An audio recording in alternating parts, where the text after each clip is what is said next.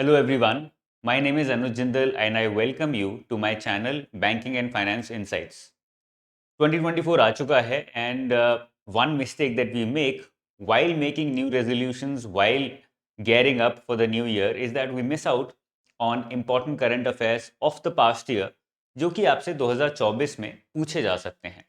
There are a lot of current affairs belonging to 2023 which are going to build up themselves in 2024 and they can also be asked in your upcoming examinations.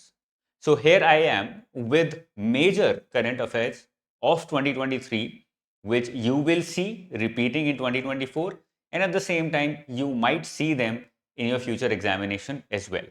तो start करते हैं with all the economy current affairs that are going to be very relevant for your 2024 examination cycle. एक video में हम सारे current affairs cover करने की कोशिश करेंगे और इसके साथ साथ मैं आपकी कॉन्सेप्चुअल क्लैरिटी भी डेवलप करने की कोशिश करूंगा. फर्स्ट वन उठाते हैं. RBI raises risk weight on unsecured loans. अब यहां पे स्टूडेंट्स को बड़ा डाउट रहता है क्योंकि क्लैरिटी क्रिएट करना बड़ा मुश्किल है कि एग्जैक्टली इसका मतलब क्या है. एक एग्जाम्पल के थ्रू पहले मैं आपको समझा देता हूं and then we'll go through this. यहाँ पे थोड़ा सा मैंने व्हाइट पार्ट लिया है so that I can explain it to you. Let's say bank के पास कुछ एसेट्स हैं जिसमें कैश आता है. We have secured loans. Secured loans क्या होते हैं? Loans which have been secured by some collateral. आपने हाउसिंग लोन लिया तो हाउस जो है वो मॉर्गेज पे चला गया. Even if you don't pay the bank can come and sees your house. तो उसका जो भी उसने कैपिटल जो भी उसने लोन दिया है आपको वो सिक्योर्ड रहता है. On the other hand there are certain unsecured loans also, जैसे कि पर्सनल लोन जिसमें बैंक का रिस्क ज़्यादा है क्योंकि अगर आपने पे करने से मना कर दिया तो उसका पूरा लोन जो है वो बैड डेट में कन्वर्ट हो जाएगा. लेट्स से बैंक के पास 5,000 रुपये का कैश है, 5,000 रुपये के सिक्योर्ड लोन्स हैं और 5,000 रुपये के उसने अनसिक्योर्ड लोन्स दिए हैं. अब हम इसको मल्टीप्लाई करते हैं risk wait assets, risk wait से. रिस्क वेट क्या होता है कि कितने उसका रिस्क है उसको हम परसेंटेज टर्म्स में कन्वर्ट करके यहाँ डाल देते हैं. कैश का कोई रिस्क नहीं है, बैंक के पास है, लिक्विड फॉर्म में है तो कोई रिस्क होना ही नहीं चाहिए. सिक्योर्ड लोन पे भी लेट्स से 10% रिस्क है, बहुत कम रिस्क है क्योंकि आपने सिक्योर किया हुआ है with some collateral. Unsecured loan पे रिस्क बहुत ज्यादा है. पहले the weightage used to be 100%, but RBI said no, 100% is less, we want to increase it to 125%. तो अब रिस्क वेट अनसिक्योर्ड लोन्स का 125% है. Now, when you multiply the asset value with the risk weight, you get something called as risk weight asset. अभी risk weight asset कैसे आएगा? इन दोनों को multiply करके. 5,000 इंटू जीरो, कैश का जीरो आ गया. 5,000 इंटू 10%, 10% ऑफ 5,000 इज 500. ठीक है ना. ऐसे ही 5,000 इंटू 125% इज 6250. तो आप देख रहे हो अनसिक्योर्ड लोन्स ने हमारा रिस्क वेटेड एसेट को जितना लोन है उससे भी ज्यादा कर दिया. इन तीनों को ऐड करोगे 6750 आ गया. Bank has to calculate the capital adequacy ratio based upon this risk weight asset. इसके बेसिस पे बैंक कैलकुलेट करेगा capital adequacy ratio. Now because we have increased the risk weight on unsecured loans from 100% to 125%, यहां पे ये 6750 हो गया है. अगर ये 100% होता तो यहां पे इसकी वैल्यू 5,000 और 500 होती. It would have been 5,500. So you can say the requirement of the bank to maintain capital adequacy ratio has increased. पहले 5,500 पे कैलकुलेट होता था, अब 6,750 पे कैलकुलेट होता है. ऑटोमेटिकली बैंक्स की रिक्वायरमेंट जो है कैपिटल एडिक्वेसी रेशियो मेंटेन करने की वो बढ़ जाएगी. This is what has happened here. RBI ने रिस्क वेट अनसिक्योर्ड लोन्स पे बढ़ा दिया है. रिस्क वेट पहले हुआ करता था 100%, अभी वो 125% इंक्रीज कर दिया है. Why has it happen? ये इंक्रीज इसलिए किया है because banks are also giving more unsecured loans which automatically means that they are taking higher risk. अब वो रिस्क ज्यादा ले रहे हैं. The RBI feels that there is too much risk that they're involving themselves into. So rather than telling them कि अब से आप unsecured loan नहीं देंगे, it is a market mechanism that RBI has used कि हम risk weight बढ़ा देते हैं, ऑटोमेटिकली आप unsecured loan देना कम कर दोगे. बंद नहीं करोगे, कम कर दोगे. As a proportion, it will reduce. This is expected to repeat itself in the future.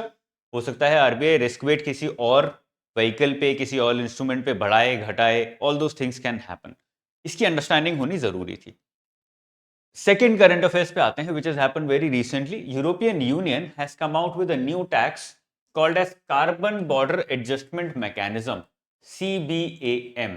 Now, this is a duty that or a tax that European Union is saying it will levy on India from 2026. अभी उसको declare किया है, but start होगा वो 2026 में.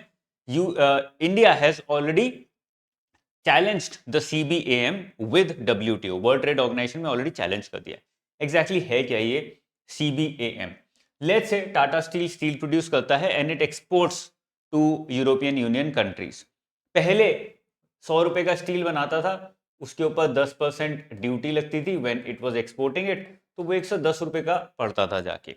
And let's say European union में जो भी डोमेस्टिक कंट्रीज हैं वहां की, दोज आर मोर एक्सपेंसिव, हमारे को कॉस्ट एडवांटेज होता है. Those countries were making it for let's say 150 rupees. अभी भी Tata steel is able to make it at 100 rupees, but यहां पे ड्यूटी आपने बढ़ा के 100% कर दी. Now you can not do it under WTO rules. तो यूरोपियन यूनियन ने नया तरीका ढूंढा कि हम कैलकुलेट करेंगे कि ये 100 रुपए का स्टील क्रिएट करने में how much carbon emissions are you emitting. जितने ज्यादा आपके कार्बन एमिशंस हैं, जितने ज्यादा आपके फॉसिल फ्यूल्स यूज हुए हैं in order to make this 100 rupees of steel, उतना ज्यादा हम आपके ऊपर CBAM या एक नया टैक्स लगा देंगे. 100% लगा दिया, ये 200 रुपए का हो गया. जो डोमेस्टिक है यूरोपियन यूनियन में वो 150 रुपए का मिल रहा है, जो एक्सपोर्ट हो रहा है यहां से वो 200 रुपए का हो गया. Automatically our steel becomes more expensive, तो हमारे एक्सपोर्ट्स कम हो जाएंगे. This is the objective of CBAM. European union ने ये बोल के लगाया है कि हम कार्बन एमिशंस को कम करना चाहते हैं. बट एक्चुअल रीजन क्या है? एक्चुअल रीजन है कि वो इंडिया के एक्सपोर्ट्स को कम करना चाहते हैं, या फिर अपने डोमेस्टिक प्रोडक्शन को ज्यादा कॉम्पिटिटिव बनाना चाहते हैं in the domestic market. Okay, यहां पर यही लिखा है. What is the meaning of CBAM? Measures carbon emissions during production of commodities. जो भी आप प्रोड्यूस कर रहे हो जैसे कि स्टील, उसके प्रोडक्शन में कितने कार्बन एमिशंस यूज हुए हैं. बेसिकली ये कैपिटल इंडस्ट्रीज में या फिर जो भी कैपिटल इंडस्ट्रीज के रॉ मटेरियल्स प्रोडक्शन में यूज होते हैं उन पे लगाया जाता है, बिकॉज वहां पे फॉसिल फ्यूल का कंजम्पशन ज्यादा है. Cement, iron, steel, aluminium, fertilisers, electricity, इन सब में फॉसिल फ्यूल्स बहुत हेवीली यूज होते हैं. Levy duty on export of these items from India to European union. जो भी इंडिया से एक्सपोर्ट होगा उस पर ये ड्यूटी आप लगा दोगे, automatically making our exports less competitive in the European market. Based on carbon emissions, higher carbon emissions means higher duty. Objective क्या है? To make Indian exports less competitive and to protect their own imports, their own domestic production. ये WTO में allowed नहीं है, इसलिए European union came out with a new kind of duty in the name of reducing carbon emissions in the market. कि जितना कम आप carbon emissions produce करोगे उतना हम आपको प्रमोट करेंगे, जितना ज्यादा कार्बन एमिशंस यूज करोगे उतना हम आपको डिमोट करेंगे in the form of a tax और अ ड्यूटी. ओके, तो ये अभी यूरोपियन यूनियन ने किया है and it has gone to WTO. Challenge होगा आगे, इस पे काफी सारी न्यूज आएगी ही आएगी. This can also be asked in your examination, plus interview में पूछने के भी चांसेस हैं. थर्ड पे आते हैं, ITR filings data. Assessment year 2021 में 2021-22 में जो टोटल ITR फाइलिंग्स हुई थी वो हुई थी 6.37 crore. Now these numbers are important, पूछे जा सकते हैं. एंड इस साल दिस ईयर 2023-24 में till now we have already received 7.4 crore filings. मतलब 7 crore people approximately have already filed their income tax return. इसका अगर हम देखें डिविजन, तो इसमें एग्जैक्टली हो क्या रहा है? People who have declared an income of 0 to 5 lakh और उन्होंने इनकम टैक्स रिटर्न भरी है अपनी, what is the number of those people out of this 7.41 crore? 3.47 crore. ये 2021-22 का डेटा है, तो ये 6.37 करोड़ का डिवीजन है. एवरेज ग्रॉस टोटल इनकम 2021-22 में कितनी थी? 7 लाख रुपीज, जो भी 6.5 करोड़ लोगों ने टैक्स फाइल किया था. Number of tax payers with income above rupees 500 crore, ये 2021-22 में 589 थे. ये नंबर्स इंपॉर्टेंट है इसलिए मैंने पिक आउट किए हैं, पूछे जा सकते हैं अपकमिंग एग्जाम में.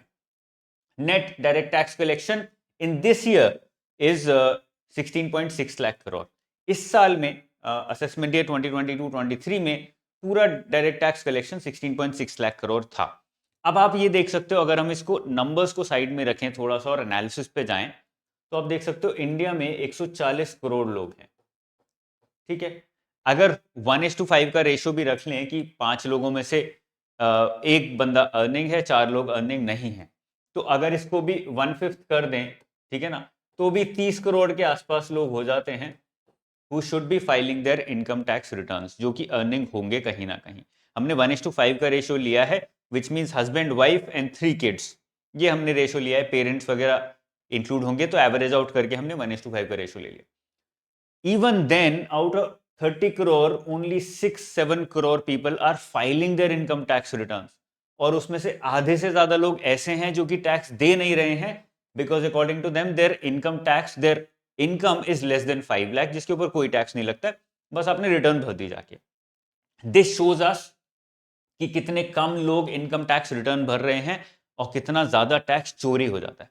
अब सरकार, if the government is able to capture all these people, सबसे टैक्स थोड़ा थोड़ा ले पाए, टैक्स की चोरी कम कर पाए, ऑटोमेटिकली हमारे डेवलपमेंट का जो स्पीड है वो बढ़ जाएगा। This is the analysis that you should be aware about based upon this data of ITR। ये समझना ज्यादा जरूरी है। जब ये अंडरस्टैंडिंग हो जाएगी, ऑटोमेटिकली नंबर्स आपको याद रखने आसान हो जाएंगे कि भाई 30 करोड़ होना चाहिए था, 6, 6.5, 7 करोड़ के आसपास लोग इनकम टैक्स रिटर्न भर रहे हैं, उसमें से 3, 3.5 करोड़ तो ऐसे हैं जो बस रिटर्न भर रहे हैं, टैक्स भी नहीं दे रहे हैं। देर क्लेमिंग कि उनका टैक्स जो है जीरो हो जाएगा क्योंकि उनकी इनकम 5 लाख से कम है। I hope this is clear. Next पे आते हैं। India to become second largest economy of Asia in 2030। This is been claimed by S&P global. उनकी नई स्टडी आई है, हर साल आती है, बहुत सारी कंपनीज निकाल के लाती हैं। They are saying that by 2030 India will become second largest in Asia. अब इसको नेक्स्ट लेवल पे लेके जाते हैं। सेकंड लार्जेस्ट इन एशिया मतलब लार्जेस्ट कौन सी होगी? चाइना। इंडिया का भी जो GDP है दैट इज $3.5 ट्रिलियन, 2022 में था ये। इसी टाइम पीरियड में यूएस का $25.5 ट्रिलियन, चाइना का $18 trillion, Japan is at third at $4.2 trillion, Germany is at fourth at $4 trillion, and India stands at fifth number at the present. India fifth पे है। ये बोल रहे हैं 2030 तक इंडिया एशिया में सेकंड हो जाएगा। इसका मतलब क्या है? जापान से आगे हो जाएगा, जर्मनी से आगे हो जाएगा, बट चाइना के पीछे रहेगा। So China is at 18, India is expected to be at 7.3 by 2030. It will be below China, but it will be second in Asia. It also means कि internationally India will be the third largest economy based upon its GDP. US will still be at number 1, China at number 2, and India will be at number 3. ये numbers आपको याद होने चाहिए। इससे आपको gap भी पता लगता है कि यार इंडिया अभी 3.5 पे, China is even today it is at $18 trillion, मतलब इंडिया का 5 to 6 टाइम्स ऑलरेडी है। ओके, तो GDP के टर्म्स में भी China is much larger than India at the moment. अब S&P ग्लोबल ने कुछ रीजंस भी दिए हैं। What are the reasons behind this expectation कि India will be the third largest economy in the world and second largest in Asia? Number 1, middle class. There is a large middle class and there is a growing middle class. लोगों के aspirations बढ़ रहे हैं, लोगों की earnings बढ़ रही हैं, लोगों की इनकम बढ़ रही है, इनकम ब्रैकेट में आ रहे हैं, automatically these people are going to consume. अब आपकी कल नौकरी लग जाएगी, आप भी कंज्यूम करोगे, आपके भी एस्पिरेशंस हैं वो सब पूरे करोगे, ऑटोमेटिकली इट इंक्रीजेस और creates demand in the economy. Okay, number 1, so this population advantage is going to play its role. Given that, ये समझना जरूरी है कि इस पॉपुलेशन को हमें अच्छे से यूटिलाइज करना है by pulling them towards productive sectors of the economy. उनको अच्छे से जॉब दो, उनको अच्छे से काम करने के लिए रिसोर्सेज प्रोवाइड करो, automatically they are going to create demand. Second, digital transformation India में बहुत तेजी से हो रहा है, इंटरनेट पेनिट्रेशन बहुत तेजी से बढ़ रहा है, उसके बारे में कुछ डेटा भी अभी देखेंगे थोड़ी देर में, जिसकी वजह से because of which e commerce is growing very fast in the economy. E commerce बढ़ रहा है, ऑटोमेटिकली पूरे जो सेक्टर्स हैं हमारे इकोनॉमी के जो कि अभी बिखरे हुए थे, जैसे कि एजुकेशन सेक्टर भी देखा आपने, पहले गली गली में छोटे छोटे टीचर्स हुआ करते थे, अब वो धीरे धीरे सब कम होते जा रहे हैं। Now everything is coming online. Online आता है तो क्वालिटी इंप्रूव होती है, स्टैंडर्डाइजेशन होता है, प्राइसेस में डिफरेंसेस बनते हैं, आपके रिजल्ट्स में डिफरेंसेस क्रिएट होते हैं, इंप्रूव होता है। तो ये सारी चीजें डिजिटल ट्रांसफॉर्मेशन की वजह से हो रही हैं। This will also play a role in e-commerce. Commerce मतलब buying and selling of things. अब वो सारी चीजें ऑनलाइन हो जाएंगी, it result in more standardisation, it will result in a better quality of life, it will result in bigger companies जो कि tax देंगी, तो ऑटोमेटिकली हमारी इकोनॉमी की ग्रोथ होगी। FDI acceleration. FDI in the past 5-6 years it has been one of the highest in the world, and it automatically means, इससे एक हमें पता लगता है कि international investors feel that India is going to grow well in the long run. आज से 20 साल 30 साल अगले 20 साल 30 साल के लिए इंडिया की ग्रोथ अच्छी होने वाली है। With that expectation they invest a lot in India. तो FDI एक्सेलरेट हो रहा है, which automatically means that the long-term outlook is good for India. Number 4, demography is youthful. Majority of the people are in the working age population. 50% plus population is under 25, which automatically means कि हमारे पास की demography को use करने का time है. Okay. And number 5, rising urban household income. Urban areas में जो specially लोग रह रहे हैं उनकी income बहुत तेजी से बढ़ रही है. When you earn more, you save more. When you earn more, you invest more. When you earn more, you spend more. Automatically, all these three things result in better outcomes for the economy. ठीक है, यहां तक clear है? ये हो गया हमारा next news. Next पे आते हैं, RBI repo rate unchanged at 6.5%। अब ये नंबर इतना ज्यादा इंपॉर्टेंट नहीं है because this keeps revising every 2 months. Important क्या है वो मैं बताता हूं, जहां से क्वेश्चन आपसे पूछा जा सकता है। Neutral stance versus withdrawal of accommodation stance. दो स्टैंसेस यहां पे आरबीआई ले सकता था। आरबीआई हैज डिसाइडेड कि हम तो विथड्रॉल ऑफ एकोमोडेशन स्टैंस पे टिकेंगे, अभी हम न्यूट्रल स्टैंस पे नहीं जा रहे। So this can be asked from you in the examination कि भाई न्यूट्रल स्टैंस क्या होता है, how is it different from withdrawal of accommodation, या फिर इंटरव्यू में पूछा जा सकता है, क्योंकि ये रिपीट होने वाला है, ये पूरे साल चलेगा। अभी बहुत ब्रीफली सिंपल टर्म्स में एक्सप्लेन कर देता हूं। व्हेन आरबीआई फील्स कि हम फ्यूचर में, so these stances are all dependent upon what RBI expects to do in the future. RBI ने बोला फ्यूचर में we will either cut the interest rates और we will increase the interest rates, which means we can go in both the directions. हम neutral हैं भाई, हम या तो इंक्रीज करेंगे या रिड्यूस करेंगे, दोनों डायरेक्शंस में जा सकते हैं, neutral stance. Withdrawal of accommodation में क्या होता है, willingness to cut interest rate hike is ruled out. मतलब हम willingness to cut interest rate hike is ruled out, हम लोग इंटरेस्ट रेट यहां से नीचे लेके जाएंगे वो चांसेस नहीं है, but we might increase in the future. हम फ्यूचर में हो सकता है कि इंटरेस्ट रेट जो है वो बढ़ा दें, depending upon what happens in the future. So this gives a direction to the financial markets, this gives a direction to the banking system कि भाई आरबीआई फ्यूचर में क्या एक्सपेक्ट कर रहा है करने की। Unless something drastic happens, RBI is expecting कि हम फ्यूचर में इंटरेस्ट रेट बढ़ाएंगे, तो आप भी उसी तरह से काम करिएगा। Okay, these are the stances जहां पे कंट्रोवर्सी हो रही थी, लोगों को समझने में प्रॉब्लम आ रही थी। रेपो रेट जो है वो अनचेंज रखा है। Repo rate is the rate at which banks can borrow from RBI और overnight, borrow from RBI for short term overnight, और उस बोरोइंग के लिए उसको 6.5% इंटरेस्ट देना पड़ता है आरबीआई को। Okay, this is what is called as repo rate. Next पे आ जाते हैं, regular jobs increase but unemployment is still high. ये एक रिपोर्ट आई थी recently which was called as state of working India 2023 social identities and labour market outcomes. Report का नाम इतना ज्यादा इंपॉर्टेंट नहीं है, just remember this, state of working India 2023। State of working है मतलब अनएम्प्लॉयमेंट एम्प्लॉयमेंट की बात कर रही है, बिकॉज वर्किंग मतलब क्या होता है, नौकरी करना या काम करना। वर्किंग मतलब इधर यू आर एम्प्लॉइंग योरसेल्फ, इधर यू आर अनएम्प्लॉयड। तो यहां से आप याद रख सकते हो state of working India 2023 about unemployment employment. बोल क्या रही है ये रिपोर्ट बोलती है between 2004 and 2017 there were 30 lakh annual regular jobs generated in India, but this number has increased. 2017 to 19 के बीच में 50 लाख एनुअल जॉब्स जनरेट हो रही हैं। 19 के बाद का डेटा नहीं दिया because covid struck and it is a big disturbance in the entire economy functioning, तो उसके डेटा पे रिलाई नहीं कर सकते, इसलिए 19 तक का डेटा यहाँ पे दिया है। कंसर्न्स क्या है, अब ये तो अच्छी बात है कि भाई 30 लाख से 50 लाख हो रही हैं, but this report comes out with certain concerns कि रेगुलर जॉब्स तो इंक्रीज हो रही है, ऑलमोस्ट डबल हो गई, but not everything is good, कुछ प्रॉब्लम्स हैं। नंबर 1, 25 से नीचे के जो ग्रेजुएट्स हैं वहां पे unemployment rate is very high at 42%। आप जैसे लोग, स्टूडेंट्स जो बैठे हुए हैं घर में पढ़ाई कर रहे हैं ये सोच के कि सरकारी नौकरी लगेगी, जिनके पास अपॉर्चुनिटीज आती हैं प्राइवेट में काम करने की बट नहीं करते, because of a change in the culture of Indian youth. अब इंडियन यूथ सोचता है कि एक बार मेहनत करके सरकारी नौकरी लगाएंगे और हाई लेवल पे पॉलिसी मेकिंग पे काम करेंगे, सीधा सीधा अच्छे लेवल पे एज एन ऑफिसर काम करेंगे।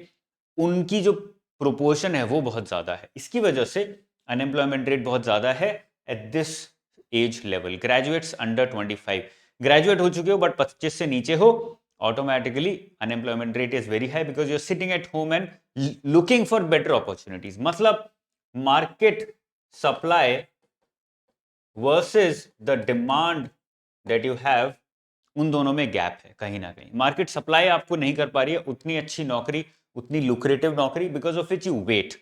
आप सोचते हो सरकारी नौकरी करेंगे, पॉलिसी लेवल पे, हाई लेवल पे, ऑफिसर लेवल पे सीधा काम करेंगे। मार्केट में जो अभी जॉब्स हैं वो मेरे लिए शायद नहीं है। Number 2, distress led self employment among women। 60% women according to this report are working as self employed not because they choose to but because of distress। उनको करना पड़ रहा है क्योंकि कुछ फाइनेंशियल डिस्ट्रेस है, साइकोलॉजिकल डिस्ट्रेस है कि नौकरी तो करनी ही है या काम तो करना ही है, नौकरी की अपॉर्चुनिटीज नहीं मिल रही हैं, सो सेल्फ एम्प्लॉयमेंट करते हैं, छोटा मोटा कोई धंधा कर लेते हैं। This is what is happening. 60% is a big number. Number 3, gender based earning disparities have reduced, but बहुत ज्यादा फर्क नहीं आया है। इन 2004 women used to earn 70% of what men are earning। अगर एक दिन का एक आदमी को 100 रुपए मिल रहा है तो उसी सेम लेवल पे एक विमेन को काम करने का 70 रुपया दिया जा रहा है। On the other hand in 2017 ये बढ़ के 76 हो गया। So even though women are still are earning more than what they were earning compared to men in 2004 versus today, ये अभी भी काफी गैप है इसके अंदर। तो this is that is why this is still a concern. Number 5, decrease in caste based segregation. 2004 में 80% of sons of casual wage workers, तो जो कैजुअल वेज फादर्स हैं उनके जो बच्चे हैं, they majority of them 80% of them had to work in casual employment only. This number has gone down to 53%। मतलब वो रेगुलर जॉब्स में जा पा रहे हैं, आधे एटलीस्ट रेगुलर जॉब्स में जा पा रहे हैं, बट आधे अभी भी नहीं जा पा रहे हैं। That is why it is still a concern. तो ये नंबर्स आपको याद होने चाहिए, इंपॉर्टेंट है, बहुत यूजफुल होंगे आपके एग्जाम में और ये पूछे जा सकते हैं आपके एग्जाम में। Last, only 6% of regular jobs provide any social security, health और एक्सीडेंटल इंश्योरेंस।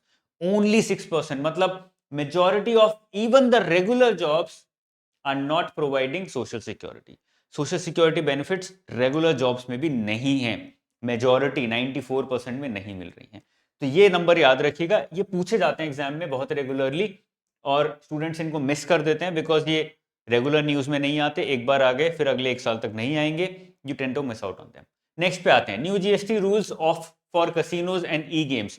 सरकार ने अमेंडमेंट किया है in CGST as well as IGST, it's called as amendment bill 2023। उन्होंने बोला है कल को आप कसीनो में जाते हो कुछ खेलने के लिए, पत्ते वत्ते खेलने के लिए, गोवा लोग जाते हैं खेलने के लिए, वहां पे आपने 100 रुपए के अगर चिप्स लिए तो आपको वहीं पर परचेज करते टाइम ही 28%, मतलब 28 रुपीज टैक्स देना पड़ेगा, जीएसटी देना पड़ेगा। अब आपने 100 का अगर 200 कर लिया, अब आपको टैक्स नहीं देना है यहाँ पे, बट जब आप वापस आके क्लेम करोगे, फाइल करोगे, तो आपको कैपिटल गेन टैक्स शायद देना पड़े, बट यहाँ पे आपको जीएसटी नहीं देना है।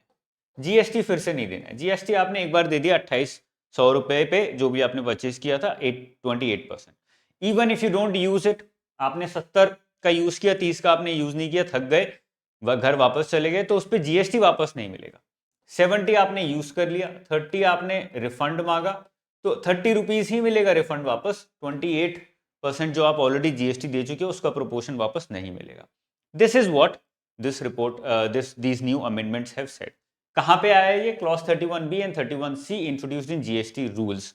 ये क्लॉज आपको याद होना चाहिए, पूछा जा सकता है एग्जाम में, इंटरव्यू में स्पेशली ऐसे फैक्चुअल क्वेश्चंस कई बार पूछ लेते हैं। Okay, winnings remain tax neutral, जो मैंने आपको बताया, जो भी आप जीतोगे, यहाँ पे 100 रुपए का आपको प्रॉफिट हुआ, उस पर जीएसटी नहीं लगेगा, उस पर कैपिटल गेन टैक्स लगेगा आपका, कि आपका कैपिटल गेन हो गया, आपने कुछ प्रॉफिट कमाया, बट उस पर जीएसटी नहीं लगेगा। नेक्स्ट पे आते हैं, RBI has come out with a new index called as Financial Inclusion Index। नया इंडेक्स नहीं है, मतलब हर साल रिपोर्ट आती है तो बताता है।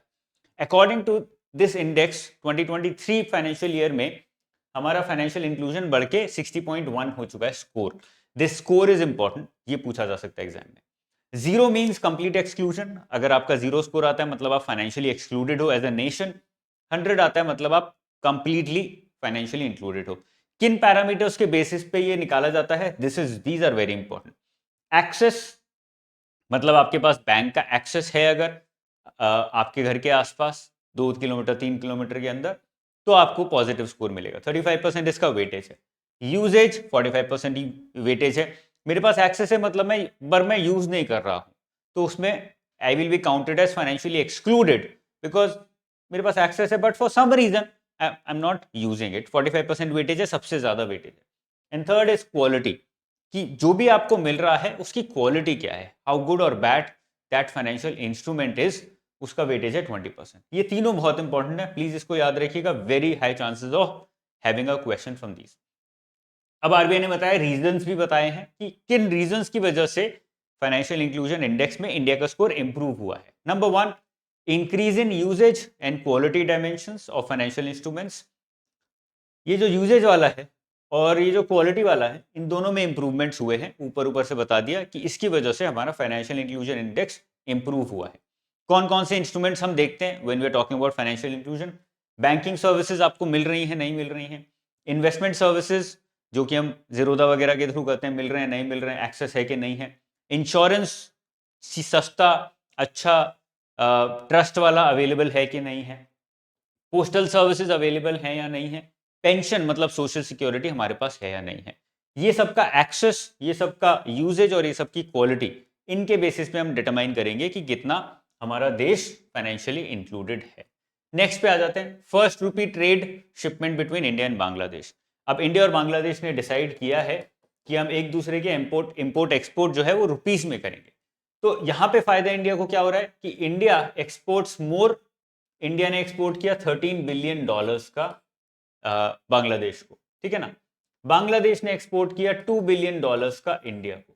तो अब ये डॉलर्स हटा देंगे हम और यहाँ पे लगा देंगे रुपीस। जितने भी रुपीस बनेंगे, लेट्स अज्यूम 30 बिलियन रुपीस का ही एक्सपोर्ट किया है, 30 बिलियन रुपीस का ही इंपोर्ट किया है, ठीक है? तो अब बांग्लादेश ने जब एक्सपोर्ट किया $2 बिलियन का, तो बांग्लादेश को रुपीस मिल गए। बांग्लादेश ने जब इंपोर्ट किया, इंडिया ने जब एक्सपोर्ट किया $13 बिलियन का, तो इंडिया ने रुपीस में किया, तो हमारा एक्सचेंज, फॉरेन एक्सचेंज का जो ट्रांजैक्शन है वो बच जाता है, वहां पे खर्चे बच जाते हैं। क्योंकि अब क्या होगा, बांग्लादेशीज विल हैव टू पे इन रुपीज टू अस। जब हम एक्सपोर्ट करेंगे, वो इंपोर्ट करेंगे, तो हमें वो रुपीज में देंगे। अब उनको देखो बहुत सारा रुपीज चाहिए, $13 बिलियन के अगेंस्ट रुपीज चाहिए, तो कहीं ना कहीं से वो अरेंज करेंगे रुपीज को, तो वो किसी और देश के साथ रुपीज में या तो ट्रेड करेंगे जिससे कि उनको रुपीस मिले, या फिर हमारे ही आरबीआई से रुपीस में एक्सचेंज करेंगे, हमें डॉलर्स देंगे और हमसे रुपीस खरीदेंगे और फिर वो रुपीस एक्सपोर्ट वाले को देंगे। So this is going to help India. इससे इंटरनेशनलाइजेशन ऑफ रुपी वाला जो हम बहुत टाइम से बात कर रहे हैं, that might become a reality. It's a small step in that direction. Okay, India के इंपोर्ट्स कम है, $2 billion from Bangladesh, and exports are high, $13.69 billion to Bangladesh, जिससे कि इंडिया का ट्रेड सरप्लस है। This is going to be an advantage for India. Next आ जाते हैं, IndiGo orders 500 Airbus which is a world record.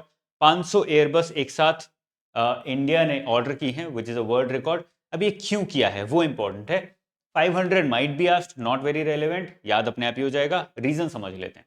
Number 1, IndiGo का vision to dominate Indian domestic travel market, कि अगर आप दिल्ली से मुंबई जा रहे हो, दिल्ली से कोलकाता जा रहे हो, दिल्ली से धर्मशाला जा रहे हो, कहीं भी जा रहे हो, you have access to that airport through IndiGo flight. वो डोमिनेट करना चाहते हैं कि अगर 4 इंडिगो की चल रही हैं तो एक ही स्पाइस जेट की चल पा रही है या एक ही एयर इंडिया की चल पा रही है, so that more and more people travel through Indigo. तो डोमिनेट करना चाहते हैं market. Number 1 vision. Number 2, efficiency in operations and fuel. नए एयरक्राफ्ट्स ज्यादा फ्यूल एफिशिएंट होते हैं, नए एयरक्राफ्ट्स ज्यादा ऑपरेशंस में एफिशिएंट होते हैं, they are faster, they are better, उनको उड़ाने में ज़्यादा मज़ा आएगा, लोगों को ज़्यादा अच्छा से एक्सीडेंट्स वगैरह के चांसेस कम होंगे, ऑटोमेटिकली एफिशिएंसी बढ़ती है। तो इसीलिए वो पुराने एयरक्राफ्ट्स किसी और कंपनी को बेच के नए एयरक्राफ्ट्स खरीद के उनसे अपनी फ्लीट को चेंज करेंगे। Number 3, CO2 reduction ambitions of Indigo. Now because airline company है तो उसके कुछ CSR ऑब्जेक्टिव्स भी होते हैं, कुछ ना कुछ उनके खुद भी विजन होता है कि हमें CO2 रिडक्शन कम करना है, because that is the major external risk बोलेंगे या फिर एक्सटर्नैलिटी बोलेंगे, जो कि एक एनवायरनमेंट को हार्मफुल अफेक्ट कर रहा है। तो उनके CO2 रिडक्शन के कुछ टारगेट्स हैं, उनको अचीव करने के लिए भी उन्होंने अपनी फ्लीट को चेंज करने के लिए डिसाइड किया है। So these are the 3 major reasons. Next पे आते हैं, India to overtake China as largest oil demand driver by 2027। India International Energy Agency ने बोला है कि India is expected by in 2020 to 2024 period कि 25% of global energy demand will come from India. अगर globally total 100 litres of oil consume हो रहा है, out of that 25 litres is consumed only in India. इसका मतलब ये हुआ, which is a big number because there are 192 plus countries, और उसमें 25% of global energy demand, global oil demand आप ही कंज्यूम कर जा रहे हो। अब ये पॉजिटिव क्यों है, नेगेटिव क्यों है? पॉजिटिव इसलिए है because energy consumption automatically means better outcomes, better growth, better quality of life for people. Energy, oil का एक मेजर फैक्टर है। फॉर एग्जांपल, जो आपके आसपास इलेक्ट्रिसिटी है, सब कुछ ऑयल या ऑयल के बाय प्रोडक्ट से कहीं ना कहीं डिराइव्ड है। तो ज़्यादा एनर्जी आप कंज्यूम कर रहे हो, मतलब कहीं ना कहीं आप अपनी growth, lifestyle, standard of living में इंप्रूवमेंट्स कर रहे हो। अब आपके घर में बिजली नहीं आ रही है, 24 घंटे में से 12 घंटे बिजली नहीं आ रही, automatically deprives you of a good और a better quality of life. तो ये पॉजिटिव साइड है। नेगेटिव साइड क्या है कि आप ज़्यादा एनर्जी कंज्यूम कर रहे हो, ज़्यादा ऑयल कंज्यूम कर रहे हो, ऑटोमेटिकली आपका कार्बन फुटप्रिंट बढ़ रहा है, डिजास्टर्स वगैरह में आपका कंट्रीब्यूशन बढ़ेगा। Reason, increase in petrochemical feedstock and air travel. Air travel बढ़ रहा है इंडिया में, which is a good thing for us because हमारी क्वालिटी ऑफ लाइफ बढ़ रही है, हम ज़्यादा जल्दी ट्रैवल कर पाते हैं, that is good. Number 2, petrochemical feedstock, मतलब आप जो पेट्रोकेमिकल्स ऑयल्स यूज करते हो in your production, in your manufacturing, उसकी डिमांड बढ़ रही है, which means manufacturing is also picking up. Okay, next पे आते हैं, RBI declares 87,000 crore dividend to government.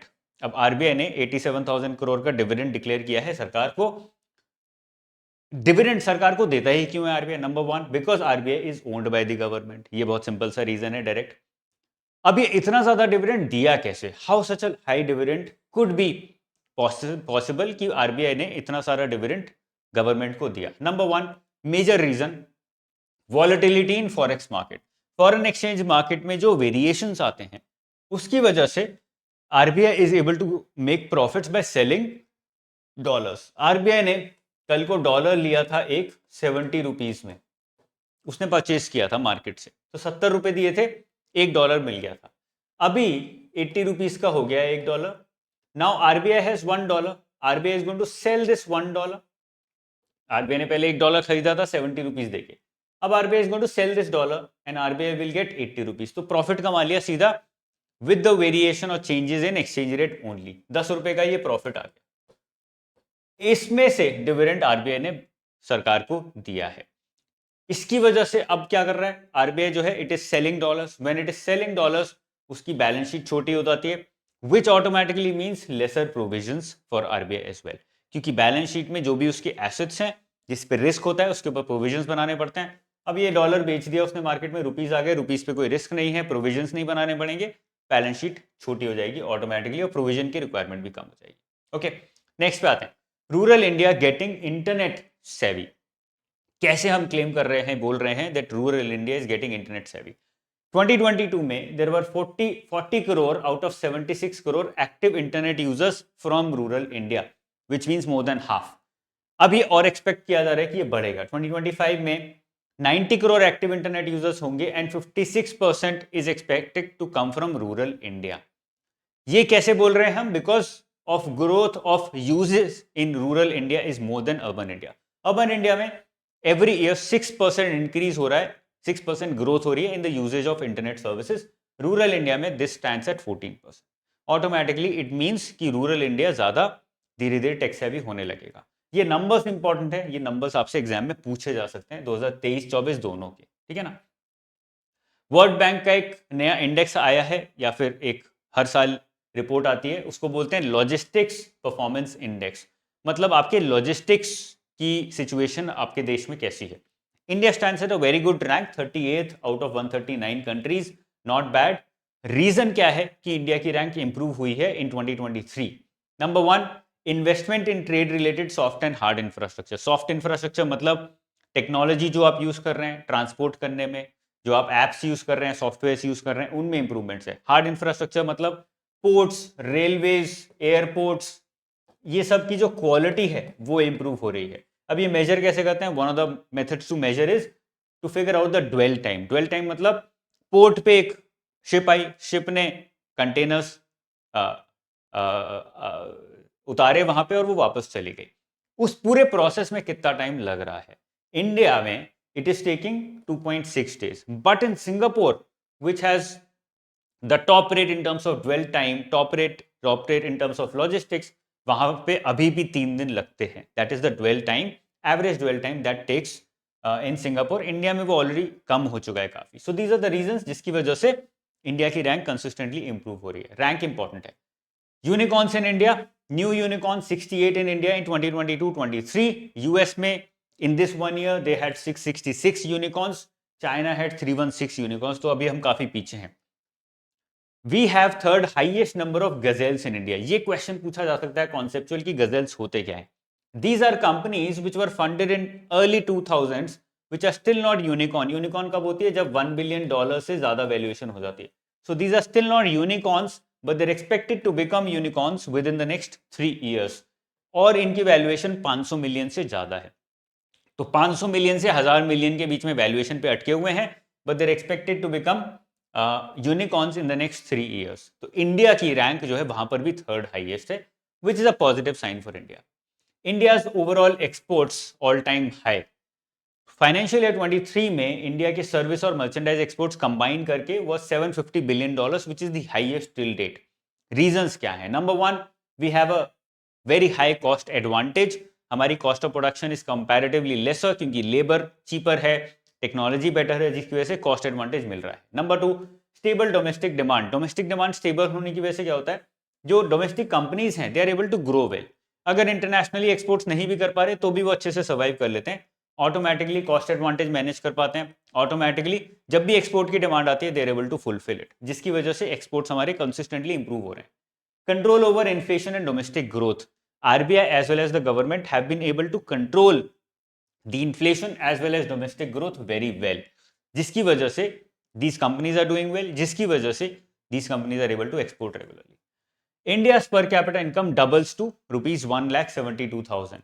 National statistical office ने डेटा दिया है recently, which is according to which it says that India का जो पर कैपिटा इनकम है that is double to 1,72,000 rupees.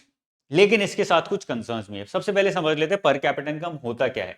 पर capita income is income earned by every person in the economy. How do you calculate? बहुत crude सा formula है, total national income of the economy divided by total population of the economy. National income 100 रुपए है पूरी economy की, economy में 20 लोग हैं, कितनी हो गई? 5 हो गई। 5 इज द पर कैपिटा इनकम। इससे कैलकुलेट कर लेते हैं। कंसर्न क्या है? कंसर्न ये है कि majority of this increase is happening at the top level, या फिर जो पॉपुलेशन का वो पार्ट जो सबसे ज्यादा कमाता है वहां पर इंक्रीज ज्यादा हो रहा है। So most of this increase is by top 10% of the population. Income of people at the bottom is not increasing. This is a problem. This will result in inequality if it is not checked. Maintain कैसे किया जाए इसको? Number one, पर capita income growth को आपको maintain करना है 5 से 6% पे, ये पहला काम है। उसके साथ साथ रीडिस्ट्रीब्यूटिव पॉलिसीज, मतलब जो भी पैसा इंक्रीज हो रहा है, जो भी ग्रोथ हो रही है, जो भी जीडीपी बढ़ रहा है, that should be redistributed properly amongst all the people in the economy, जिससे कि इनइक्वालिटी कम हो। इनइक्वालिटी कम करने के लिए आपको रीडिस्ट्रीब्यूशन करना होता है, ओके। एंड इनइक्वालिटी ही कम करने के लिए the regional development has to be balanced. ऐसा नहीं यूपी में लोग कुछ नहीं कमा रहे, बिहार में लोग कुछ नहीं कमा रहे, गुजरात में लोग बहुत कुछ कमा पा रहे हैं। That should not happen. So balanced regional development is important, okay. With this we come to the end of this session, जिसमें मैंने आपको 40 मिनट में सारी की सारी मेजर इकोनॉमी से रिलेटेड करंट अफेयर्स बता दिए हैं, which are expected to be asked in your upcoming 2024 examination. इस समरी से आपको काफी हेल्प मिलने वाली है अपने अपकमिंग एग्जाम्स में। I see you very soon guys, keep preparing hard for your upcoming banking exams. Take care, bye bye, जय हिंद।